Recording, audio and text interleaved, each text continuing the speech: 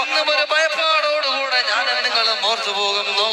ഇതുപോലൊരു ജൂലൈ 30 പാതിരാ സമയത്തു കുടുംബത്തോടൊപ്പം ഒരുമിച്ചിരുന്ന് ഭക്ഷണം കഴിച്ചിട്ട് കളിച്ചിരികളും തമാശകളുമായി കഥ പറഞ്ഞ് കിടന്നുറങ്ങി എത്രയോ കുടുംബങ്ങളോട് നിമിഷ നേരം കൊണ്ട് മരണത്തിന്റെ ആടുകളിലേക്ക് കടന്നുപോയത്.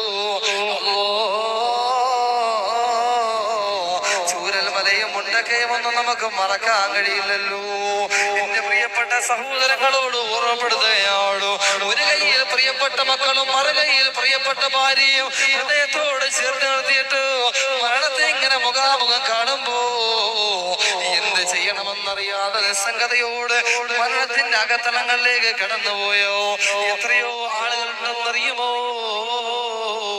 അല്ലാഹുവേ, ഇതുപോലൊരു ദുരന്തം ഞങ്ങൾക്ക് നീ തരില്ല അല്ലോ. അവസ്ഥ നമ്മൾ കണ്ടില്ലേ? എത്രയോ കുടുംബങ്ങളാണ്, എത്രയോ ജില്ലകളാണ് വെള്ളത്തിലായി പോയത്, എത്രയോ പാവങ്ങളാണ് അവരുടെ കൃഷികൾ മുഴുവനും നശിച്ചു പോവുകയാണ്, അവരുടെ കുടുംബം മുഴുവനും നശിച്ചു പോവുകയാണ്. എല്ലാവരും ജീവനം കൊണ്ട് വെപ്രാളത്തോടെ ജീവിക്കുകയാണ്. എന്ത് ചെയ്യണമെന്നറിയാതെ നിൽക്കുകയാ. ഒരായുസിന്റെ കഷ്ടപ്പാടുകൾ മുഴുവനും വെള്ളത്തിലാവുകയാണ്. ഞങ്ങൾ മറന്നിട്ടില്ല അല്ലോ, മുണ്ടക്കെ ഞങ്ങൾ മറന്നിട്ടില്ല അല്ലോ, ചൂരൽമല ഞങ്ങൾക്ക് മറക്കാൻ കഴിയില്ല അല്ലോ.